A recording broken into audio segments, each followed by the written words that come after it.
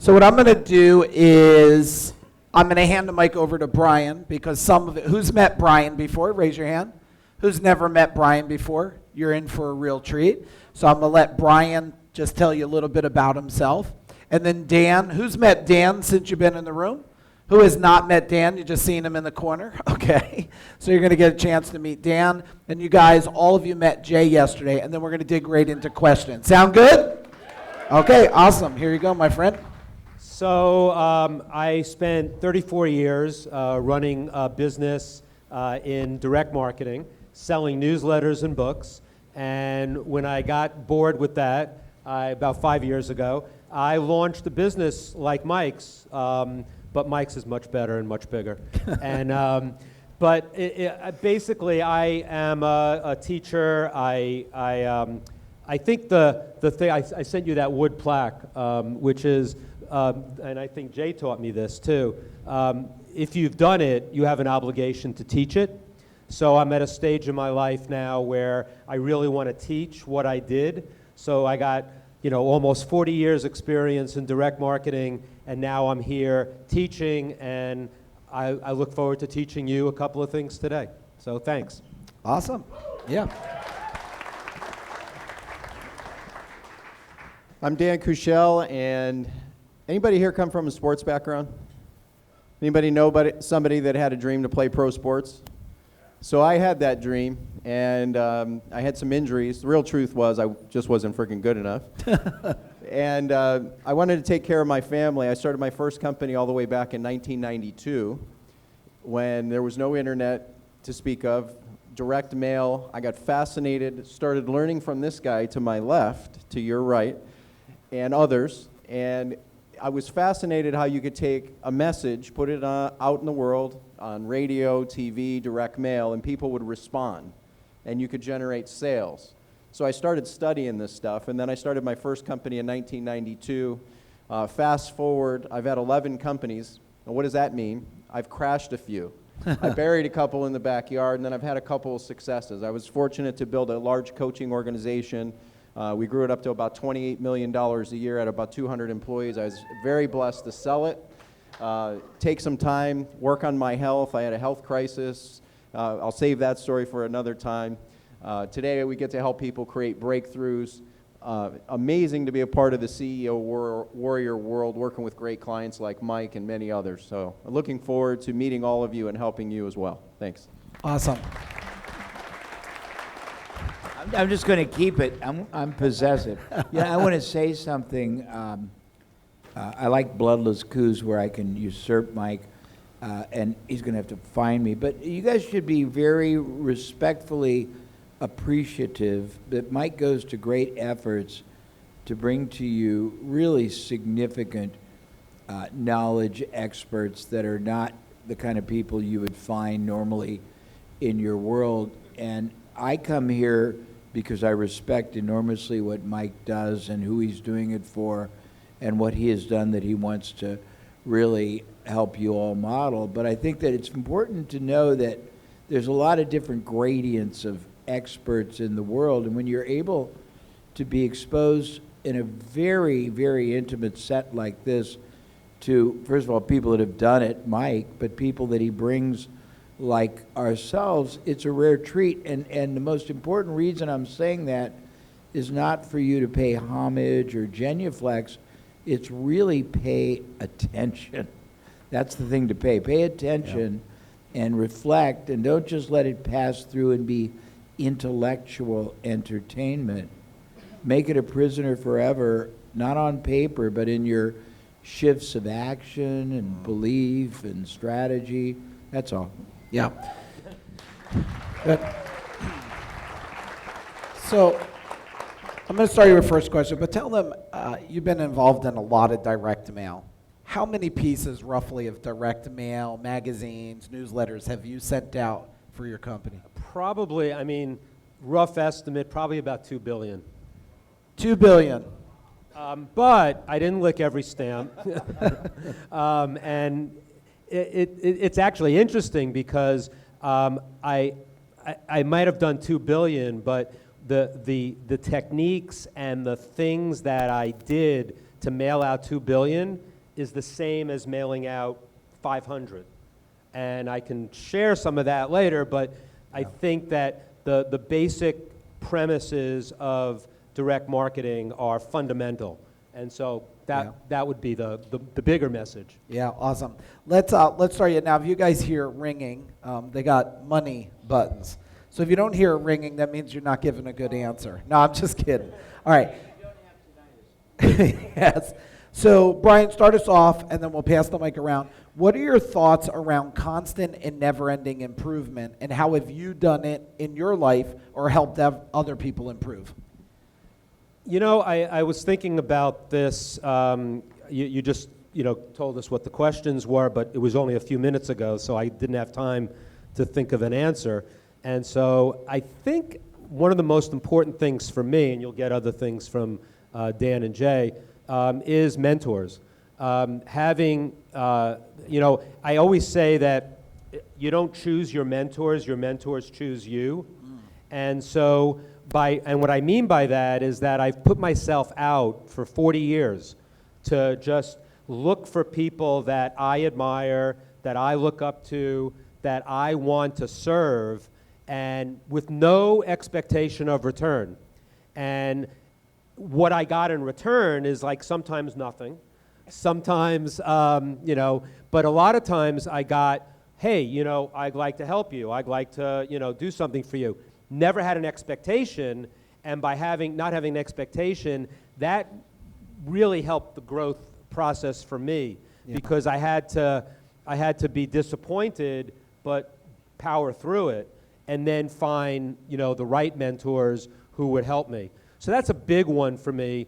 I also think, reading, and like right now, I run these mastermind groups of like the best direct marketers in the world, and I'm also a member of 3 mastermind groups that I spend over $100,000 a year to go to, because I really still need to educate myself. So I think the other thing is to be a lifelong student, and that those are some quick ones. But I think those are mentors and being a lifelong student.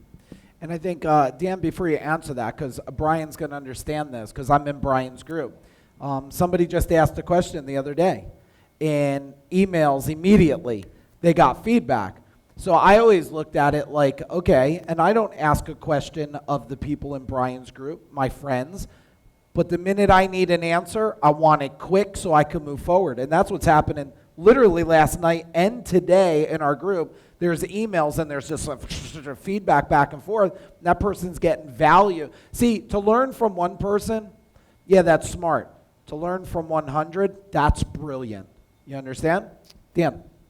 So for me, I'll share a few different perspectives. I don't know if anybody in here is like I was as a kid, but I didn't feel like I fit in a lot of places. I kind of felt like the odd person, odd duck, whatever you want to call it. It's kind of a nerd and an athlete, which is I found to be a really weird combination. And I learned a lot from sports. And one of my early coaches, he said, "Who's your coach?" And you might want to write that one down. Who's your coach? See, when I played ball, we had a hitting coach, we had a fielding coach, we had a running coach, we had a throwing coach, we had a trainer. We had multiple coaches, not just one, but they were specialists. And the thing is, a simple way to look at it is, if you want to be an eagle, who do you hang out with? Eagles. Yeah. If you want to be a duck, you hang out with ducks, right? But if you want to be an eagle, who don't you hang out with? Ducks. So if you want to be a warrior, who do you hang out with? Other warriors. Not to make it a pitch for Mike's thing, but I will, because it's pretty simple to do. At the end of the day, who's your coach? Like Brian, probably like Jay, I've invested millions of dollars in coaching, consulting. I consider myself an incredibly slow learner, and I love Dan Sullivan's quote, be a slow learner with money. Yeah. It's a lot better than being a slow learner without it. But coaching gives you that advantage. It gives you that 1%, 10% edge that you may not find anywhere else. And so I think the thing for me that I learned in my late teens, early 20s, if you're not willing to invest in you, why would anybody else? Right? Why would anybody? Why? if you want to attract other people on your team who are also investors in themselves, who's got to be the leader of the pack? You. Be the one that's willing to invest more than anybody else in your niche, in your area, in your model, and you'll outgrow the competition, right? I've heard Mike say many times, your business will only grow to the extent you grow, right? Don't let your competition outgrow you, and that's one of the greatest reasons a platform like this, working with Mike and his team, is so amazing. So those are a couple insights. Great. Yeah, and he just gave you a recruiting thing there that was gold. So make sure you caught it or look at someone at your table and get it later. Jay? Bear with me because I haven't had enough coffee. Am I on? No, I'm serious. So I'm going to come at it from a couple of elements. First of all, a clinical assessment. No matter how bright you are and ambitious you are and curious you are, you're limited by the scope of observations you make, books you read, people that you talk to, and most people who run a business are either arrogant or ignorant to think that they alone, in the limited scope of whatever you want to call it, awareness that they operate in, can even come close to mastering all the highest performing concepts, strategies, methods, philosophies, management, marketing, selling that are out there, number one. Number two, if you wish to transcend your industry and all you do is more of what your industry does, then it's basically a manifestation of insanity. I was very fortunate when I started. Well, let me make 2 points, and I'll come back to my fortuitous experience. So a little before I was aware of it, a man named Roger Bannister set this incredible record for a 4-minute mile. Prior to that, everything was 4.5 minutes, 5 minutes. Well, if you look now, I think people are probably running it in 3.2. I was impacted a couple of days ago by the pictures of the traffic jam on the peak of what's the mountain in Nepal? Mount Everest. Did you all see that? There was a time when it would be rare if one person would be up there, but once somebody figures something out, then everybody figures out how to do better and better. But if you're not around the people who figure it out and the people who are obsessed with making that the base, not the tip, you're very limited. So I was exposed in my earlier career to W. Edwards Deming, the father of process improvement. And I talked a little bit about it to either all of you or the subsegment about who had salespeople, but Deming was really interesting. He realized arithmetically, he was a statistical PhD engineer, and he realized that in any area of anything, you have processes, and the processes can be broken down. And he realized that you could improve each sub-process, and as I explained yesterday, and produce not just incremental, but exponential improvement, continuously, constant, never-ending improvement. And his goal was, hold on, I'll just talk loud, that right now you have a lot of variability in what you're doing. First thing you want to do is lower the baseline of variability so everything you do is consistent, then continually raise the baseline. Well, you can't do that looking for, as I said, divine intervention. You need to program and plug into people who are astute enough to be constantly really canvassing and evaluating and examining everything out there and looking for breakthroughs that can catapult you from just a linear to really a geometric, but doing it on your own is almost impossible. You can work your asses off, but time isn't really the denominator. You can try harder and harder at something, but repetition of doing something which is it's suboptimal isn't the denominator. You want to find those moves and maneuvers strategically that are going to constantly multiply, elevate, and catapult you continuously. And if you want a reference, look at any company that's large, and most every one of them started out small. If they can do it, there's no reason you can do it at some level, but almost everyone needs what I call someone to look out after them, a sword and a shield, someone to hold them to a higher standard and never ever let them be content with wherever they are today, because that's only a way station. It has nothing to do to where you can get to if you have the right guidance and the right strategy. I'm not giving you a good answer, but there's a fragmented answer. That was a great answer. Dan, you want to take us next, then we'll pass it down to Brian. So how have you built companies with starting with the end in mind?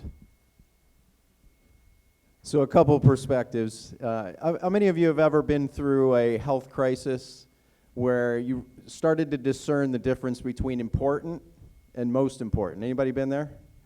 Right? So for me, I started my first company in 1992, and in truth, I'd built companies that were really a job for me. And you know, they had a good lifestyle, had good business.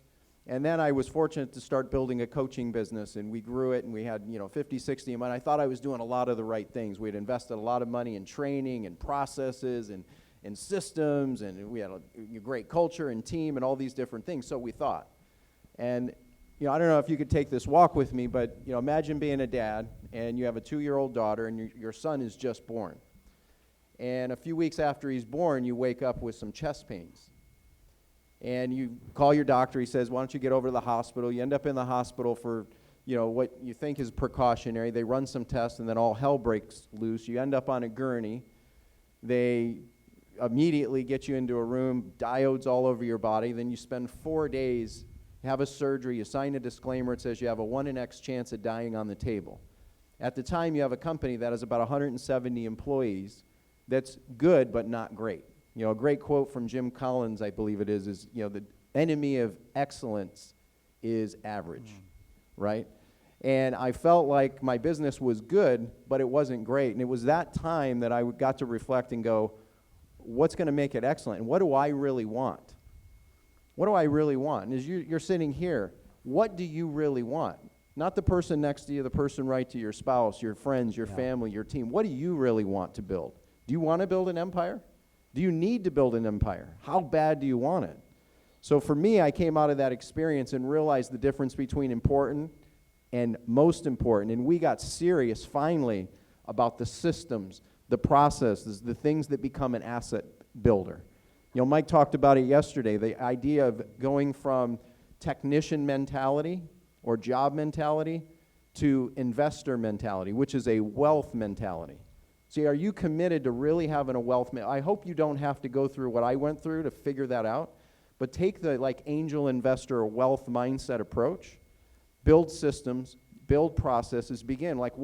Here's a great question to think about. What would have to happen for this company to have asset value in 3 years? That you could walk away if you chose to. Now, you may never want to walk away, but what would have to happen to make that true? If you begin with that question, you'll start to put the processes, the systems in place. You're working with a great team with CEO Warrior to be able to help you do that. And for me, we came out of that. I decided what I wanted wasn't this big company anymore. We had $20-some million, big company. I ended up setting the stage to sell it, but what allowed me to sell it was because we got damn serious about having the right systems, the right processes in place, and it led to it being more valuable and being able to exit. So hopefully that helps. Nice. I can't, when I was running Boardroom, that company that I was at for 34 years, I don't think I did ever think about the end. And I think it was a big mistake. I think that I didn't have a moment that said we had to get there, because we were in a business that we would kind of like, oh, that looks good, we have an idea here and there, and we were able to jump on an idea and then grow it, and then sometimes we had to pull back. So, and it's a really good question, Mike, because I think if I had thought about the end in mind. I might have been able to buy the company. I might have been able to do more with it. And I think when I left, I realized that my new company was going to be different. And so in my new company, I definitely always think about the end. And in fact, I had a health scare 2 months ago. I had a stroke 2 months ago. And I realized that my business is exactly what I want it to be. Like I didn't know it until I had a stroke, but I knew that I was where I needed to be. But I think that, I think Dan's advice on getting systems in place is probably the most important thing. We were a direct marketing business. We ran to wherever the next big idea was, and it's not a great way to run a business. We were successful, thank goodness, but I'm not good at this question.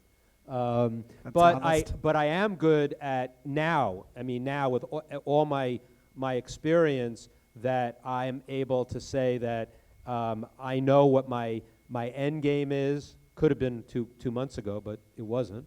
And now I know what my end game is, and I'm going towards that. And it's really about just continuing legacy, continuing teaching, and continuing to do what I'm doing. So that's about the best I can do with that. Let's get it down to Jay for Jay, end in mind.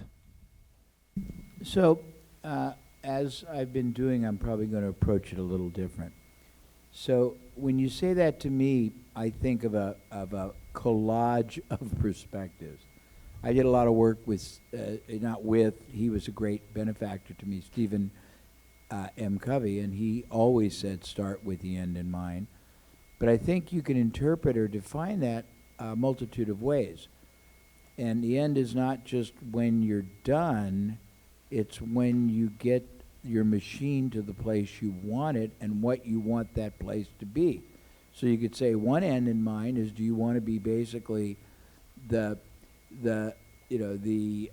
tactician, or you want to be the strategist? Do you want to have to run every moment of the business? Do you want to be above all the foray where you can think clearly and think about growth in business? Number one. Number two, do you want it to be a business that is constantly working harder for you, or do you want to have to constantly, solve the crisis and figure out month to month what you're going to do to pay the rent and season to season and all those things? Number three, what do you want that end to be realistically in revenue and corresponding income? Number four, what do you want your lifestyle to be? Number five, do you want it to be a vehicle that is going to throw off a lot of cash?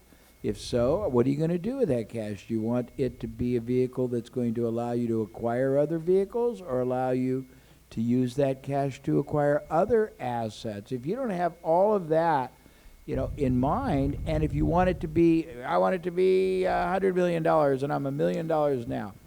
Well, let me tell you that growth is only possible with three different factors. You have to understand at intervals. First of all, the business has to evolve. It needs management, needs a different caliber of skill sets. It needs people who understand issues that certain entrepreneurs, particularly ones that may not have sophisticated management training, don't have. And if you want that to be an end, you have to reverse engineer all those things. But I think that in life, you get pretty much what you plan for if your plan is not just manifesting destiny. In other words, anybody remember years ago the video, The Secret? Yeah. So I made it to the cutting room floor. They interviewed me and they interviewed Dan, and they didn't tell you what they were interviewing about. And what they were trying to get were people who were going to saying, you can manifest your destiny by just wishing for it. That's bullshit. And you can't just manifest your destiny by working for it. You manifest your destiny by reverse engineering what strategies are going to get you there, by always, taking time to really rethink and revise.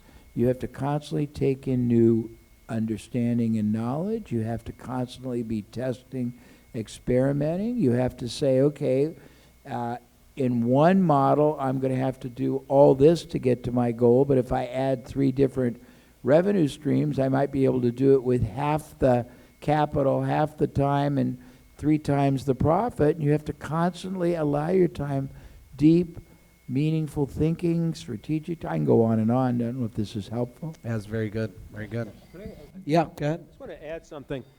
Dan Sullivan, who's a coach for entrepreneurs, has a thing called the gap. And I think be careful when you're looking at the end in mind. The end is not the horizon. Like if you look ahead, if you walk to the horizon, you're never going to get there. So what Dan recommends is that you chunk your work down and your career down into quarters, and then as you achieve goals, you turn around and you celebrate the goals, you see what you've achieved, and then you turn back around and you go walking, but you're not walking to the horizon. You need to find goals that are, so that the end in mind might not be one end, I guess is what I'm trying to say. Yeah. And so, but you want to keep setting goals, but not the one that most entrepreneurs set, which is the horizon, which you're not going to get to. And the gap is everything in between here and the horizon. And if you're not turning around and celebrating, I just wanted to add that in because I think it's really important, because you're going to do some great things on your journey to something, but celebrate your goals, celebrate your wins, and it's really important. Yeah. Dan, you want to start with this next question? So what are your thoughts around greatness versus mediocrity? Oh, wow. You become who you hang around, which we've probably all heard, right? And that takes on a whole new shape the higher up you go, right? And one of the things that, as I was going through that health crisis, one of my friends, Joe Polish, has this quote. He says, if you want a breakthrough, be willing to break something, which is profound. I mean, you remember the other night when you broke the board, right? Put yourself in that state every day. If you want a breakthrough, be willing to break some. Break the old habits, break the old ways of doing things. Kind of tying back to the last question about processes and systems. 6 key areas of your business. In fact, do a quick assessment right now on a scale of 1 to 10, 10 being greatest. What's your sales system? How would you rate it for your sales? How about your marketing? 1 to 10. How about your hiring? 1 to 10. How about your leadership? 1 to 10. How about your mindset? 1 to 10. How about your productivity? 1 to 10. Well, if it's not at a 10, what has to happen for it to get to a 10 or closer to a 10? And it happens linearly to create exponential growth. Can I use the board real quick? Yeah. Okay. Good. I'll make this quick. See, years ago, I had a mentor when I was in my early 20s. I was like 21 years old. He said, do you realize it's easier to get wealthy in this country than it is to get by and make a living? And I was in a room like this, maybe like you. I was sitting in the back probably, and I was a passive introvert type.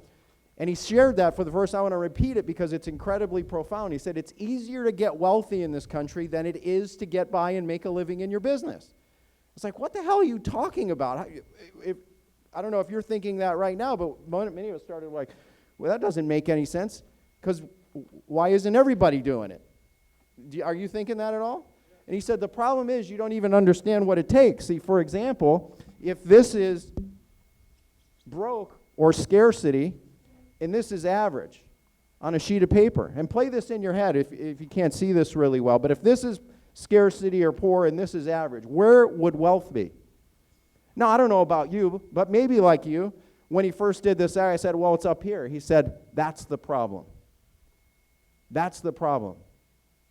He said, the difference between being broke and average and wealthy is just a little bit. What's the little extraordinary?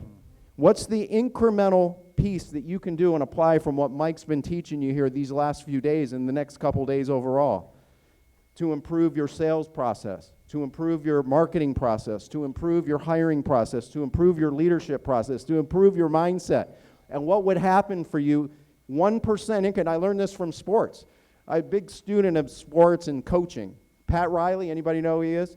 He's now with Miami, but back in the 80s, he wrote a book about what he did with the Lakers. And every business has this. And he talked about 1% improvement. He challenged his team, and this is also a recruiting and a team building idea. He challenged his team in 5 categories. 1% improvement every week. 1% improvement every week. At the end of the year, we'll dominate the league. And guess what they did? They dominated. They won a championship, and then we're in the championship several years after. If you want to build a championship team, focus on incremental growth. It's just a little bit in those 6 key areas. That's really good. That was really. I want a button up here. I think I need a button. Let's go to Jay next. That was awesome. And would I be rude if I asked for a fresh hot coffee? No. Thank you. Okay, I'm going to do this again from a different vantage point. So the first thing I'd say is greatness is a relative term. And if you wish to achieve a finite level of greatness, that's admirable, but if you understand that it, like everything else we've talked about, is a perpetual, never-ending, iterative process, that truly great people aren't static. They keep improving in every facet, or they keep improving in their ability to extricate themselves from facets that aren't their superpower, but they don't stay static. But I've done an enormous amount of work on the concept of greatness, and years ago I did a actual program on it, so I'll give you the 3-minute distillation. I don't believe that any human being, unless they have a mental defect, comes into this world without having their DNA pre-programmed for greatness in every facet of their lives. Nobody wants, no, it's just true. If you think about this, no one wants to be a mediocre worker. No one wants to be a mediocre salesperson. Thank you. No one wants to be a mediocre entrepreneur, leader, husband, wife, father, mother, friend, lover, and yet 98% of us all are mediocre in all of those categories. Now, why? We don't get up in the morning and say to ourselves, self, I'm going to go to whatever, the office, and I'm going to work my ass off, and I'm going to do a fraction of what I can, and I'm going to impact a fraction of the people I could, and I'm going to achieve infinitesimal amount of all that's possible today and residually from my effort. Or I'm a salesperson, I'm going to go out and I'm going to basically spend every hour achieving almost nothing. And go home and go, honey, I had a terrible day, I'm going to do it again tomorrow. I mean, we don't, but we do. In a relative term, we don't really recognize it and chronicle it. So here's the reasons why most of us never achieve even a modicum of greatness. And remember, I don't think you ever attain that end result. You just get to a way station where you take a deep breath, you dust yourself off, you take some nutrition, and you go on to the next and the next the rest of your life, and you keep refining, improving, enhancing, because the growth that occurs, I'm today, honestly, probably 100 times wiser, my knowledge, my expertise than I was when I was 35. And at 35, people thought I was really cool because I was getting paid $50,000 a day and $15,000 a seminar. But I'm so far beyond that because I forced myself to go way above my comfort zone. But back in the reasons. So the first reason that nobody, or only 2% achieve greatness, is nobody really knows what greatness is supposed to look like, feel like, manifest like in the way you communicate, conduct yourself, and how you interact with people, and they don't know how to gauge how it's being received. So that's the first thing. Second of all, if they get that far, they have no idea how to gauge where they are on a relative scale in each of these categories, whether it be leadership, entrepreneurship, business strategy. You can be great in a lot of different things: husbanding, fathering, friendship, all those things, hiring, but they don't know how to really gauge where they are on a relative scale based on their current top being their interpretation of greatness, which I promise you is a fraction of what ultimately is long-term possible. Third, even if they can, and they can figure out which of those categories they need to work on first, second, and third, because you can't multitask. You might be far from great in all these categories, but you have to figure which one's going to be the equivalent of what I call the log jam. You know, a log jam is the one thing that if you relieve it, everything else will flow. You might be semi-great in all these categories, but the worst semi-great is you're not a very good human being in terms of you're dealing with your people, you're dealing with your family, you're dealing with your life, you're dealing with your realities. You got to fix that first before everything else will flow. But they don't understand that. But if you get that far, then you don't know how to get from that realization to a process that's going to get you up to that higher level. And most people try to do it as a world-class pole vaulter, which is almost impossible, instead of creating a safe harbor, sort of a serpentine way to get up there. But even if you get that far, most people, the first time they try to go for greatness in any of these categories, fail miserably, not because they aren't capable, but just like any of your little kids who learned how to walk, talk, eat, poop, ride a bike, speak. The first time you do anything, you're going to be crappy at it, and you have no one to support you. So if you don't have somebody who is there just like a parent was to encourage, to be your champion, your fan, hold you, pick you up, put you back, encourage you, a coach, a mentor, an advocate, you'll never get there. So that's just a little bit. That's great. I'll just add one little thing that I find helps me, and that envy is the worst thing. So envy is the root of all of our illnesses. And if you're envying somebody, you're not trying to be better or to learn from them. You're envious, and therefore it's not a healthy place to be. So I always try to, when I'm looking for growth, I'll replace whenever I feel like envy, and we're all going to feel it. I mean, we're human beings. But whenever I feel envy coming in, I go to gratefulness. So I go to gratefulness for if the person can teach me something, can show me something. They're on stage and they're doing something that I could never do. Instead of being envious, when they get off the stage, I'll ask them to teach me something or to help me with that. And those are the incremental steps that you can make, but you have to catch yourself when you're being envious and not grateful. So that's a really important distinction for me that's been very, very helpful. Yeah. I want to throw one in the hat here because I think it's fitting. Who's a martial artist in the room? Anybody a black belt in the room? Okay, you just want to watch them because they're the dangerous people. And so my instructor, one day we went to train at someone's backyard, and we were sword training. And a wasp flew in front of him, and my instructor pulled out his sword and cut the wasp in half. And then he just went, okay, so let's keep doing what we're doing here. And I said, he spun it. It was a spin. And I said, holy shit. I got chills talking about it. So all I want to do now is what? I want to cut fucking wasps out of the air, baby. I dream about this. So after that class, I say, Hanchi, that's a very high-level master. I said, Hanchi, I want to learn how to do that. He said, okay, good. Pull out your sword. Cut like this. Like the Karate Kid. And I said, okay. He says, now do it 10,000 times. I'll see you next class. I'm like, oh my God, cramping, can't wash my hair. Next class, Hanchi, watch this. I cut. He goes, good. What do I do now? He says, cut 10,000 more times.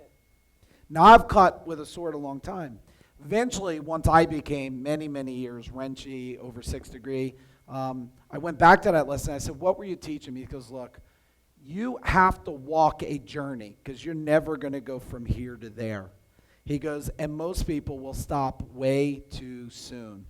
And I thought that was really an important value. The other thing that he taught me was I took my black belt test, 200 attacks, shotgun, live blade, stick. My wife was there. I was black and blue up and down. In the end, those that are black belts, you tie on that belt. You feel like $1 million, Jay. You're like, I am at the finish line. He looks at me and he goes, great job. This is 4.5 years later. He goes, now we could start training. So I think when you think about that, most people stop too soon. They think they're at a finish line. Does that make sense? Is this great stuff up here, everybody? Okay. You know, Mike, someone once told me, I don't know if this is true, that after you get your black belt or 10th degree black belt, you get a double white belt or something like that, or The you colors change? Yeah, and it's like you go back to being a beginner because that'll train you. I thought that was an interesting angle on that. Well, my instructor did that, and we'll hand it down to Jay. I already had 2 black belts before I trained with him. I was already trained a long time. He came in. He says, I'll see you Monday morning. Bring a white belt. And most people say, I'm already 2 black belts. I said, oh, my God. I thought it was the greatest day. I walked in with my white belt. I was like, I am so ready to be a student. I think I'm a really good student like that. Let's get it down to Jay. Jay, you want to share something?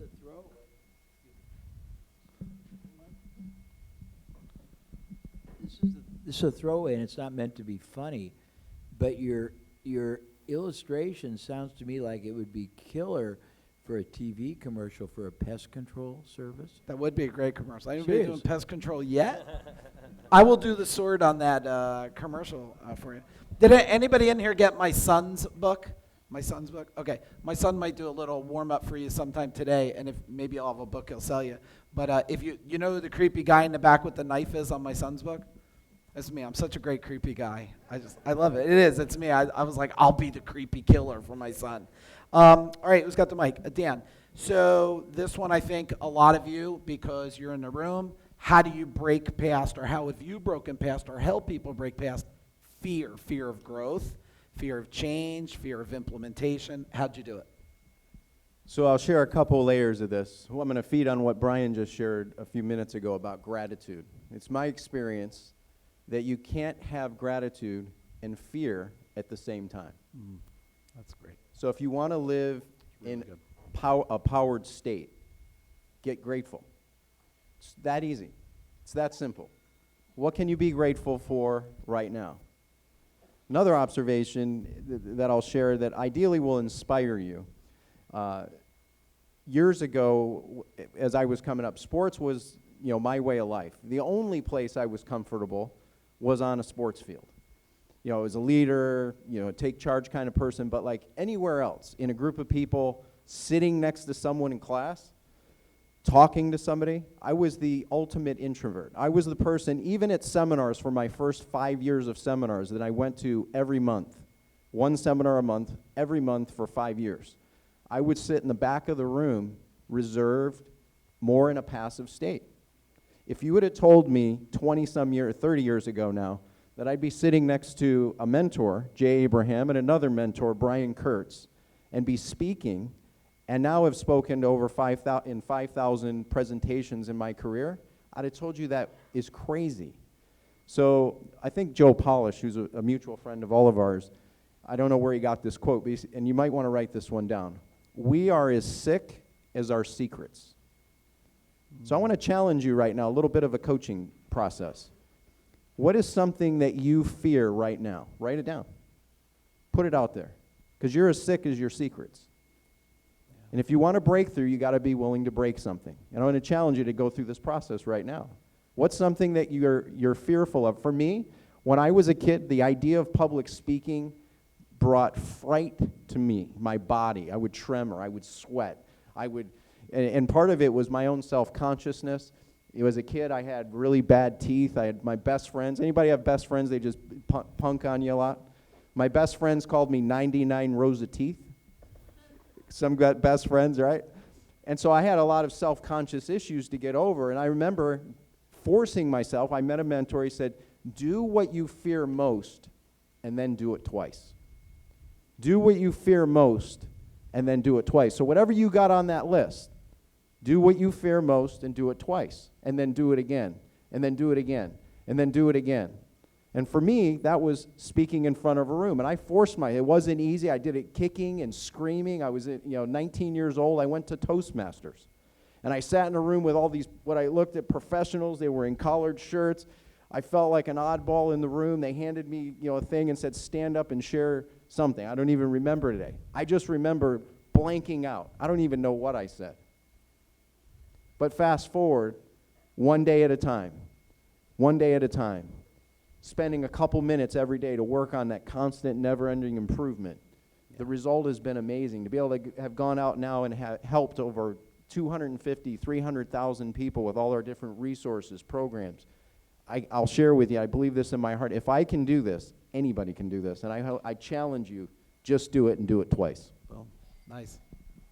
Go to Jay, and then we'll come to Brian. Sure. So, again, I'm going to give you a couple perspectives. First thing, that I got started at 18, and I had kids by the time I had 2 kids at 20, and nobody gave me anything but the chance to earn variable compensation. So I didn't have a chance to be afraid. I didn't have time. I just had to be making money, and if it didn't work, I couldn't eat. And so when you don't have any option, you transcend fear and just go into trying to figure out process. But because I've done in my life so many different endeavors with so many different industries, with so many different challenges, and seen how many different ways there are to achieve something, resolve something, mitigate something, solve something, preempt something, I don't get very, very troubled by almost anything that you would think is fear-based, because I know there's plenty of ways to do it. If you live in a world where your reference is only what you think and what you know, you've limited yourself. Take the time to extend yourself and learn how other people do it. Also, early in my career, I had one attribute that I think is a great, great, great power source, and that's vulnerability. I was not afraid if I didn't understand, or I was not afraid, but uncertain. There's a difference. Uncertain. I would go to people all over and ask them literally how they did it or what their perspective was. Also, when I was young, one of my jobs, I worked all night, and all day I sat in entrepreneurs' offices, and they thought I was not threatening, and they let me watch them transact business and explain what happened, and it was hilarious. But I started basically anytime I had any uncertainty, confusion, I would just go to somebody I didn't know and ask them how they had transcended it. But if you look at whether it's your problem, your fear, first thing is look at anybody else bigger than you and realize they have gone through it. Yeah. And realize that everybody is a scared little child trying to fake it through life. None of us are without our, let's say, our insecurities, but we basically recognize it's a condition of doing life, and it's not a big deal. It's a deal for you to overcome, and there's always strategies, but if you only have a limited perspective, you will never find them. Also, many things that are uncertain you can resolve by a safe, easy, non-threatening test, and that's one thing. The last thing I will say, which was quite profound, years ago I was very, very large in the seminar business, and we did something in the very beginning of our seminars which was profound for this very issue.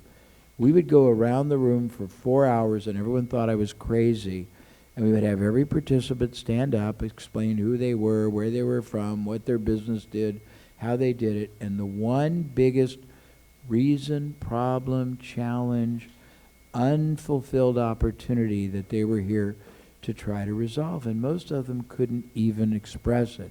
And I had a gentleman with me who at the time was brilliant. His name was Mac Ross, since deceased. And between he and I, we would say, oh, what you're saying is you want to figure out a meaningful way to do such and such. And when we concretized or put dimension and clarity on this gnawing and abstract, horrific monster of threateningness that had bothered them, and they saw that it was very simplistic and very easily expressed, you could see their body language change, their eyes sparkle, because it wasn't as threatening. So I think part of the problems we have is not articulating the issues we are in need of overcoming, and then trying to figure out what action will give us an answer. It may not be the right answer, and also, why do we have to solve everything in our life ourselves? Who wrote that you are an island? That's the dumbest. I mean, we are very ignorant and arrogant to think we alone have the burden of the world, Atlas on our shoulders. It's almost embarrassing. I don't know if that helps. Yeah, very good. I'll just add a +1 on what Dan said about just constantly, attacking your fears. I was trying to think what my biggest fear was. I had the opposite. I was an extrovert, so I didn't have a problem getting in front of people and talking and all that, but that runs a risk of coming off as arrogant and coming off as know-it-all, and that, freaks me out. I never want to be looked at as someone who knows it all and who's arrogant. And so I realized that I'm constantly always, without putting myself down and without being attacking of myself, I really try to constantly, when I'm think I might have been arrogant or I think I might have been off on that, I test it. I go to people who I trust, and I'm constantly working on that, because that's going to be a lifelong thing. Now, you got to the point where you don't worry about speaking anymore. I'll probably have this one until the day I die, but it's good, because I'm scared of it, and it makes me sharper. It makes me other oriented. It makes me it improves me. So that's just a little addition to that. Awesome. Can I add? Anybody here have kids? So I'm going to share something I shared with my kids that Brian just made me think of, that if it's good enough for my kids, hopefully it'll be good enough for you too. Is I have a 13-year-old and 11-year-old, and we like to go to these adventure parks quite a bit. And my daughter's a little bit fearful of heights. And I forget where I learned this, but it makes a lot of sense. It only takes about 20 seconds of courage. Most success in our life, in your life, in my life, only takes about 20 seconds of real courage. That's it. And whatever that thing you put on your piece of paper, that fear, that insecurity, whatever it is, what if you just had 20, 30 seconds of courage? And if you gave it a shot and it didn't work, what's the worst that would happen? Yeah. What's the worst that would happen, really? If it didn't work out 3 years from now, wouldn't you regroup from it anyway? 5 years from now, wouldn't you regroup from it anyway? You're strong enough to overcome, right? Another mentor taught an idea. He said, we can tell the size of the person by the obstacle it takes to knock them off track. You want to build a great team? Be that fearless leader for your team. Be that person who has 30 seconds of courage just stacked up over a long period of time, and they'll look at you and go, oh, you're amazing. You build an empire. Can I be a part of it? That's what Mike wants for you. That's what we want for you too. So good. So that was really good. I don't think I can really equal that, but I'll give you something that's probably an adjunct. Somebody that we all know of who's deceased, a guy named Gary Halbert, had a lot of great quotes, and one of them was, more has always been accomplished by movement than was ever accomplished by meditation. Not that we dislike meditation, but a lot of us sit and think about it, worry about it. First thing I'd say is put down, first of all, try to get your hands around what the real fear is. Second of all, why? Third of all, how many different ways can you overcome, mitigate, transcend it? And then what would it take to just try it conservatively without putting your body, your heart, your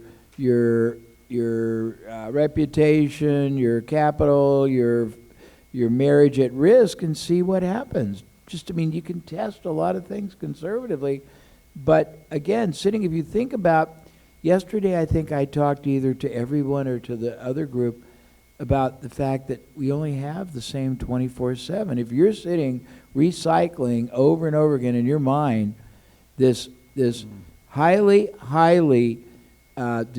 diminishing thought about the fear that you're trying to overcome, and it keeps resurfacing. What do you think that does to your ability to be productive, to your ability to think clearly, to your ability to think strategically? Yeah. It's a terrible, terrible toxic factor. Do something with it. Either resolve it, forget it, transcend it, experiment, try it. Yeah, that's really good. Everybody stand up real quick. Stand up. Because I see you're getting filled. So I just got to shift you real quick. So real quick, just face your table. And for 10 seconds, just pick something, exercise you're going to do in place. 3, 2, 1, go. Just move your ass. Run your feet. Shake your hands. Yeah, otherwise you're going to get like rigor mortis or whatever the hell they call that, right? Yeah, some of your feet are stuck. Your ass still hasn't moved. All right, good. Take a seat. Take a seat. Good. Now you got some fresh blood moving in there for you. Tolly Burkan. All you guys know Tolly Burkan? No? Tolly Burkan, just so you guys know, he's who brought really firewalking to really the U.S. and stuff. Now, firewalking's 5,000 years old. They've been doing it forever. But he was like the forefront of it. He's the one who taught Tony Robbins and stuff. And he said to me, now he made, anybody firewalk in here? Raise your hand. Okay, anybody never firewalk? Anybody think that's crazy? Okay, thank you for your honesty. So he said, this fire is 20 foot long or so. It's long. It looks really, really hot to me. And he said, look, you could walk it. You could do this. He said, what's the worst thing that could happen? You could lose both your feet. I said, that sounds really scary, lose both my feet. I had a vision of myself on stumps walking with no feet. And he said, but what's the best thing that could ever happen if you get to the other side and find out maybe what a lot of people have been telling you is not true? And I was like, I'm going to walk that thing. And I was fine. And I've walked thousands of times, taught it, did a lot of warriors here. So kind of think of that, right? Like, I love what you guys said about what's the worst thing that could possibly happen? What's the greatest thing? Remember the other day we said my fear was, what if I train my employees and they leave? And a coach we worked with, he says, well, think about this. What if you never train them and they stay forever? Yeah. I was like, oh, my God, I'm going to train everybody. At least if they go into their own business, we raise the market, right? All right, so here's the question. We'll start with Brian, and then you guys will pass it right down. I think I thought of this question not only by looking at a lot of you in the room, but doing this for a lot of years and you'll tell me if you think it's a good question because you got experts up here. How do you grow a business and stay married and have time with your family? Now, I don't know what's going to come out of their mouths, so if it's really good, take it. If it's not, well, I don't know. But is this an important thing? Raise your hand if it is. Yeah, because I think in the finish line, there's a couple things that will make you feel dead in life. One, your health. Your health starts to go, that's the number one kingpin, man. That goes, everything else goes. Your relationships, they go south. Sometimes you feel like dying. And being broke off your ass makes it feel like death, too. So, Brian, you start us off. Well, I've been married for 35 years. I have grown 2 businesses, and so everything is perfect. No, kidding. No, I mean it's a constant. The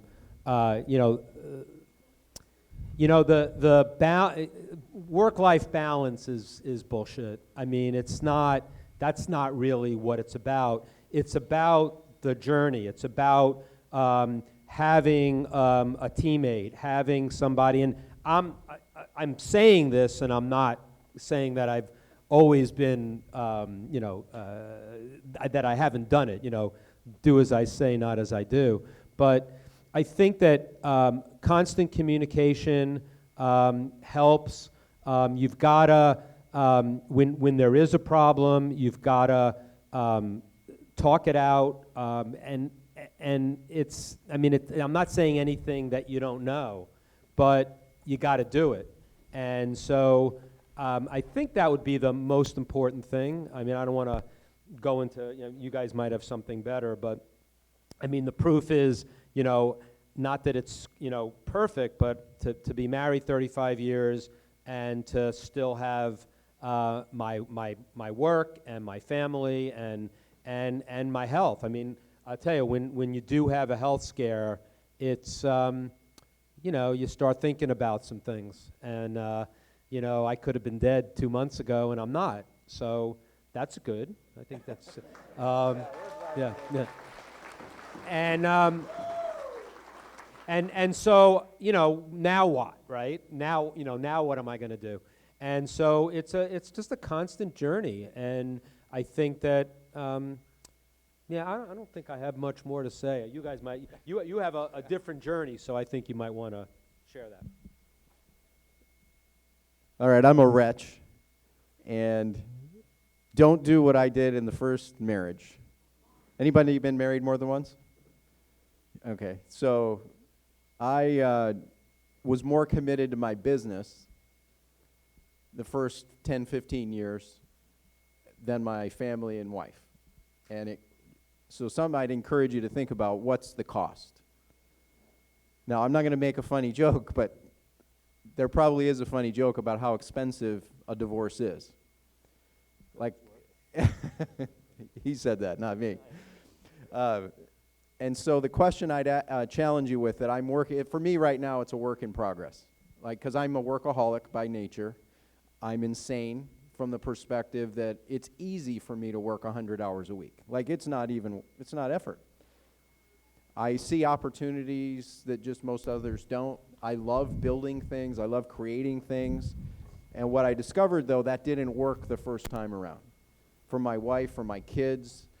And when I went through the health crisis that I described a little bit ago, I had my 2-year-old daughter, and I had my newborn son, and it got me to really reflect and look at things very differently. And a couple of the things that I looked at is I didn't want to be one of those dads that when somebody asked your kids, well, hey, Kira, hey, Kyler, like, what's your dad like? Oh, he's awesome. He built all these companies.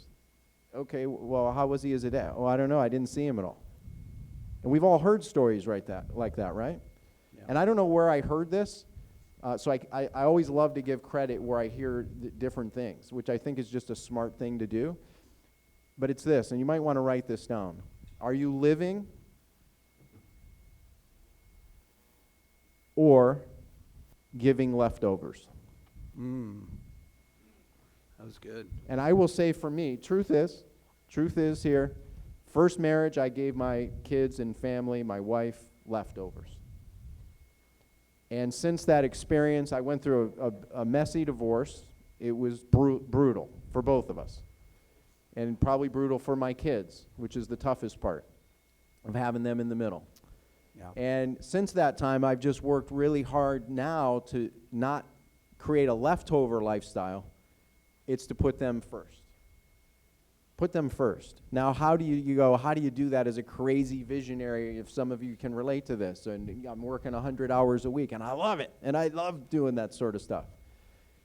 Put them in your schedule. For me, this has worked really well. I need guardrails. I need boundaries to protect me from, well, frickin' me.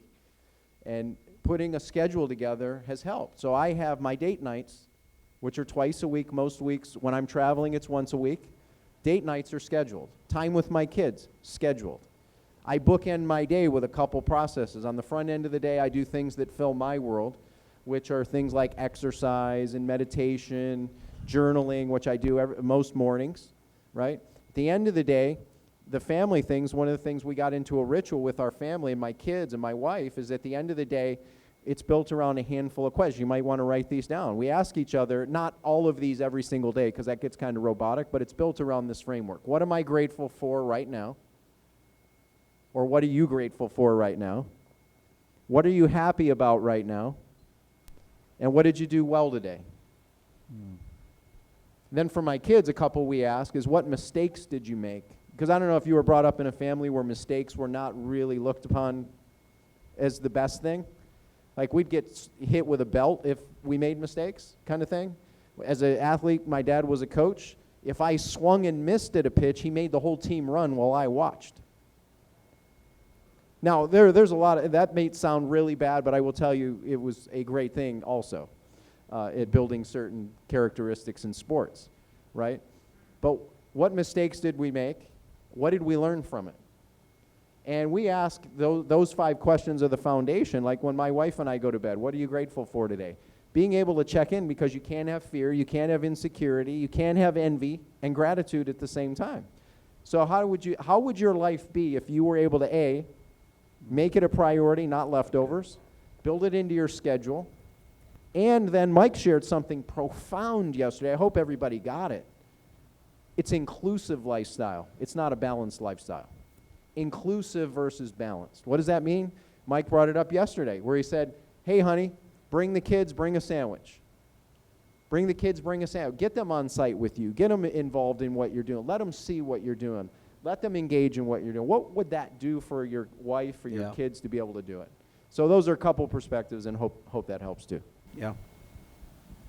So, okay, so I'm on my 3rd marriage.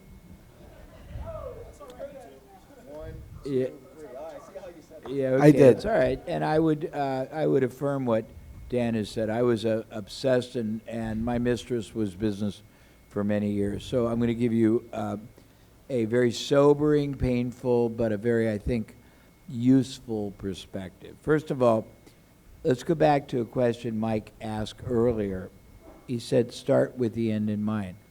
Most people, my observation after going through some self-inflicted trauma, I realized you get out of life what you want it to give you, and you might have to, of course, correct, but if you don't really have a strategy for what you want the integration of career, family, and subtext of your children, if you have children, your spouse or your significant other, the odds of it happening are going to be basically intermittent and not really optimal. So you got to figure that out, and you got to monitor it. I'm going to sneeze 1 second. Maybe I'm not. You got to monitor it just like you would, and maybe even have, this is gross, but KPIs, so you know what are you trying, and establish the criteria that you're trying to achieve in constant, never-ending improvement, and you need a process. And I think the biggest problem that we have is we think the business is all important. And again, I said on your deathbed, you're not going to wish that you'd made another $1 million or you'd had, another 500 clients or 14 more trucks. It's not going to be the denominator. If any of you have children who grow up, I have 7 kids, but they're all grown, and now it's my wife and I, and if you have nothing in common and nothing in interest and no respectful appreciation for one another, the time you spend at home is very, very, very, very empty. So you better start enjoying, appreciating, and celebrating each other's differences, not uniqueness, because I don't care how much compatibility you had in the beginning. Everybody grows at a different pace. The key to, I believe, to enjoying that growth is appreciating the differences, not criticizing them. My wife and I are about as polar different as you could be. I'm very misunderstood. Everyone thinks I'm very gregarious and social. I'm actually very private and quiet. My wife loves humanity. We have parties. People stay till 3. I go to bed at 10. But I am grateful that they love dialogue and discussion. I respect it. I enjoy it. I appreciate it. She loves golf. I drive and pay. She likes to ski. I pay and drink. But I appreciate it. I love it because that gives her joy, and I get joy celebrating and appreciating that. I think you only get out of life what you structure your life to give you. I think you have to, anybody here in their business have a partner? Okay, well, the ultimate partner is your significant other, isn't it? And if you don't include them in your life, and don't be afraid to share not just your hopes, your dreams, but your fears, and be vulnerable, and let them see that you're not just a rock, but don't be a mess either. I think that you have to be. It's a unified long-term collaboration. And another thing I would say that's very important, and I'm just giving you different, you know, besides sharing your life, I have gone through 3 midlife crises. I got started at 18. I made a pot full of money by the time I was 30. I had cars, houses, when I was single, women, everything. And it was very anticlimactic, and I was really traumatized, so I'd go for therapy, and it was really perplexing because, you know, it's a 55-minute session once a week, and about minute 50, you're on the precipice of a breakthrough, and they say, oh, we'll continue next week. After twice doing that, the last time, I bought them for a whole week at a time. And my deal was, I'm going to own you for the entire 40 hours. If I want to come, great. If not, I'm going to send every screwed up person I know, and you're going to treat them. But when I'd go there, we would talk for hours, and I got one thing out of it. It cost me $500,000 that I will share that I think is profound, and it's been significantly impactful to my life. Maybe it'll be to yours. The majority of people in life, unbeknownst to them, are obsessed with an end result. You want to make $1 million. You want to have the fastest growing company. You want the most things, the prettiest wife, the handsomest husband, the biggest house. If you are unlucky enough to get that for that reason alone, the skies aren't going to open, the angels aren't going to trumpet, nirvana and euphoria is not going to basically rain down on you. All your problems aren't going to be vanquished, just another level of complexity. When you realize that the process is what life is all about. It's the interaction you have every day with every human being, whether they're above you, below you. It's the appreciation, the exploration of all the different realities that are going on. It's celebrating humanity. It's enjoying being alive. And when you can do that and share it, it's quite profound. Yeah. So, you want to share something? Good. Anybody here relate? You have 2 speeds. One speed you're fully on, and another speed you're completely off. Anybody here relate that those are your 2 speeds? So what if you took that same energy or a fraction of that energy and put it into your spouse and that romance that you do at building, creating, doing what you do? That's your superpower. That's your gift. What would that do to change your relationship? Yeah. Years ago, someone shared with me this idea of what if you built something called 14 days of romance in your relationship? Think about this. How many are married again? Okay. What if you pick 14 days in a row, or it could be every other day for, so that'd be 28 days, but you consciously put yourself out there to focus and create 14 days of romance. Little gifts, a little note, roses, a dinner that was unexpected, that you planned, that they didn't have to be involved in. You took them to a place they loved. You didn't ask. You took, again, the same creative talent, genius you have as a business owner, and you took that approach for just 14 days. What do you think it would do to your marriage? Yeah. And then what if you did that 2 times a year? 3 times a year, you kind of mixed up the 14 days, surprised it, put a little more creativity that way. What do you think it would do? I can share with you from experience. The first few days, my wife was like, oh, what are you doing? You're just being cute and you. Because I'm a big teddy bear inside. About day 6 or 7, she, oh my God, like stop it. But day 14, she was like, oh my God, you are just amazing.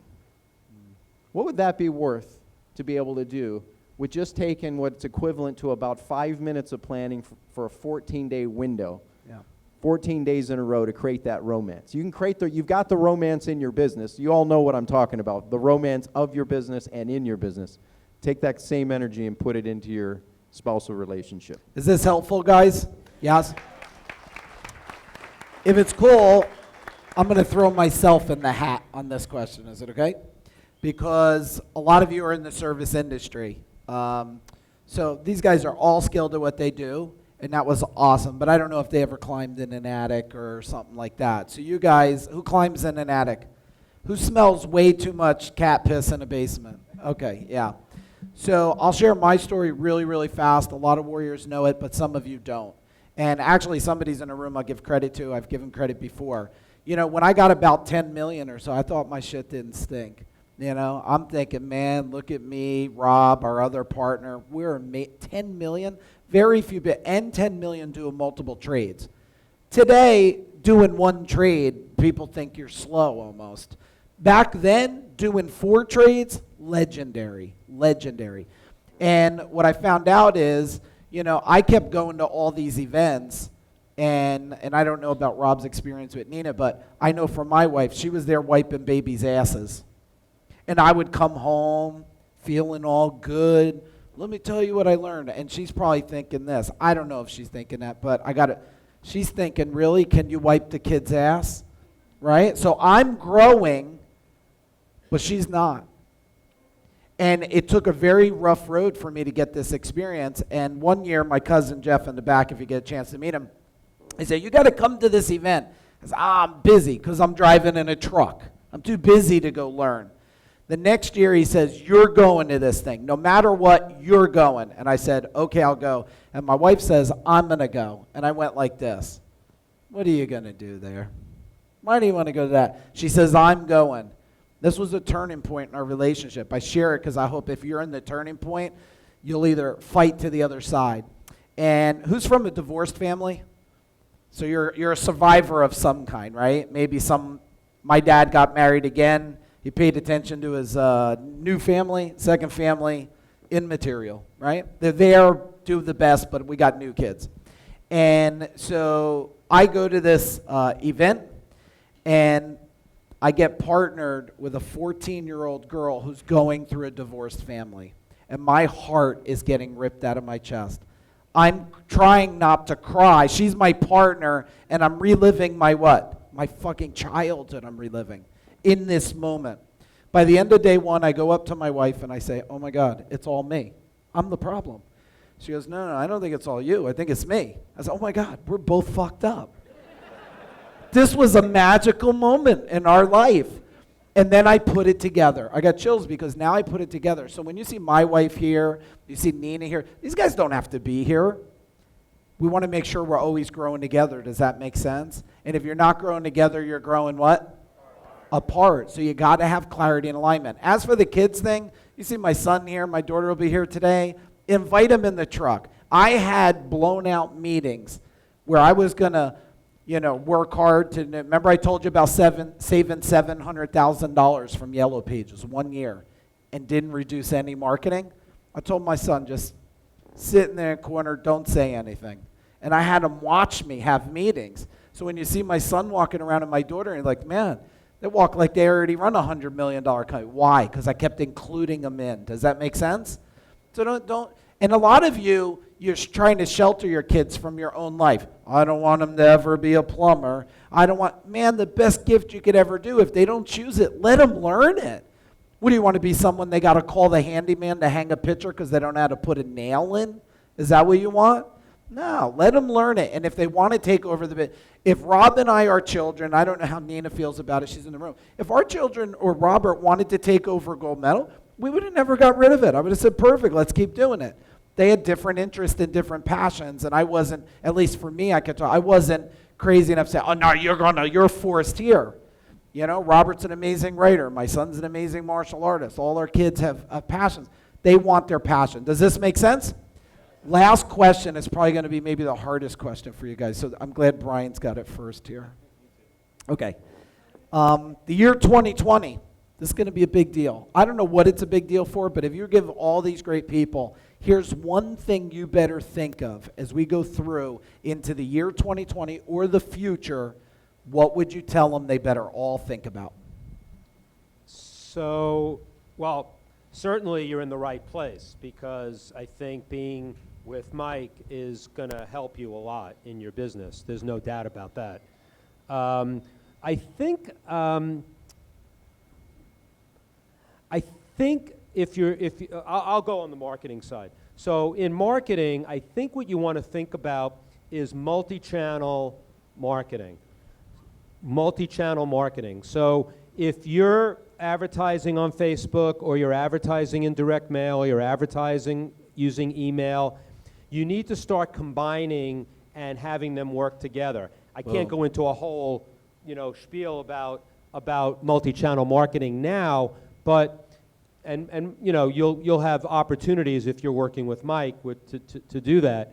But I think, it's getting, right now, in this environment, advertising opportunities are infinite.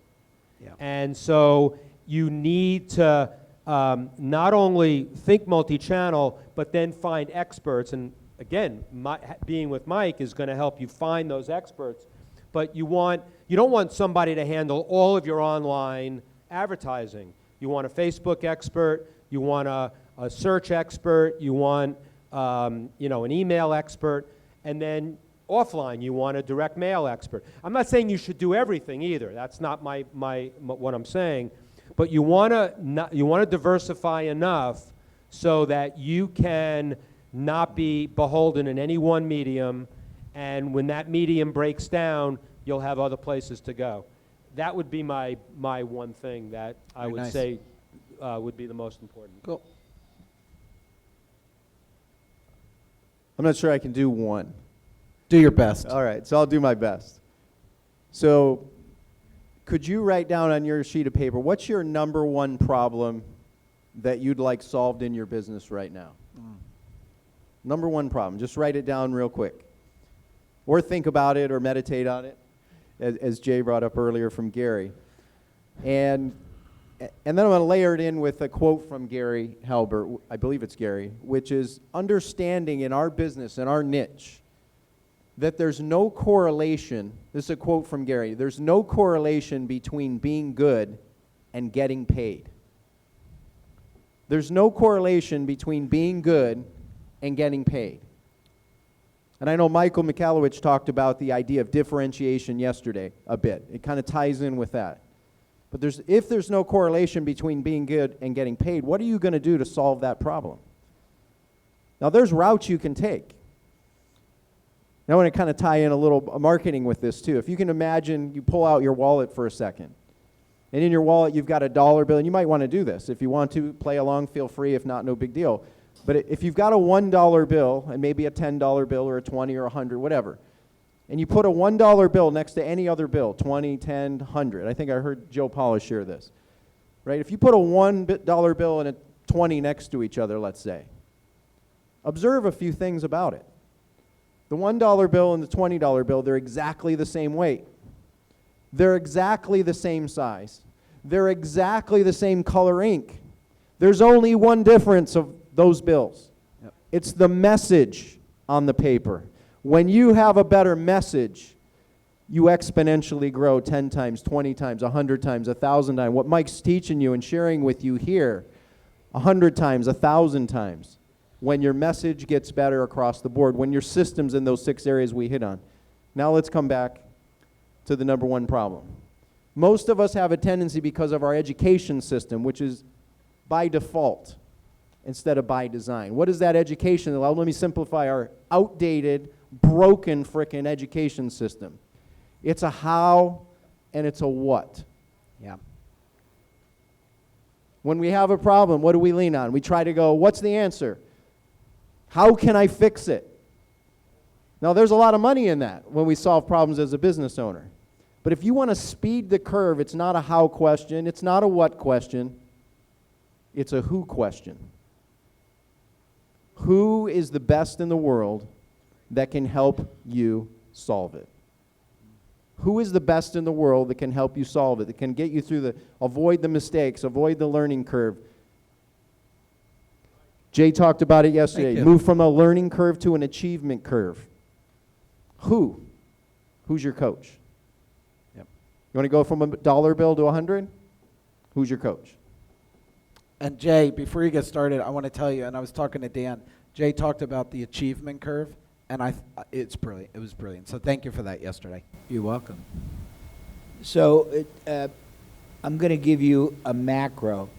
I think you want to resolve that 2020 is going to be the year you're going to become the most masterful strategic marketer in your field. And what that entails is an integration of knowing how to position, knowing how to really personify a greater consumer advantage, knowing how to reach them in a deeper, more impactful level, knowing how to build a sequence of transactions, and never, ever again allowing yourself to operate tactically. And Brian gives you more about the different media choices, but if you're not overarching it with a commitment to being a masterful strategic marketer, not just a marketer, but a strategic marketer that integrates all these other facets, you're going to sub-optimize. That's it.